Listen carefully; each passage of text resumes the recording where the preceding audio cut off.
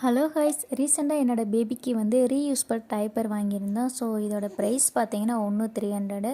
So இது ரொம்பவே நல்லாயிருக்கு. கிளாத்து ஸ்டிச்சபிள், ரொம்ப ஸ்மூத்தாக இருக்குது.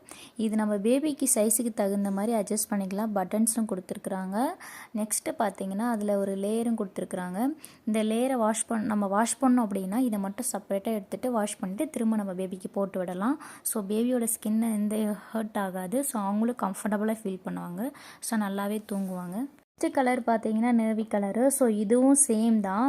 இதே மாதிரி தான் பேபிக்கு தகுந்த மாதிரி அட்ஜஸ்ட்மெண்ட் பண்ணிக்கலாம். இதுலேயும் சேம் பட்டன் கொடுத்துருக்குறாங்க. கிளாத்தும் ஸ்ட்ரிச்சபிள். ஸோ ரொம்பவே நல்லாயிருக்கு.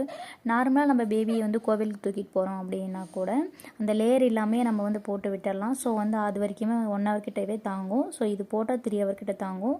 ஃபிக்ஸ் பண்ணுற பிளேஸ் இருக்குது.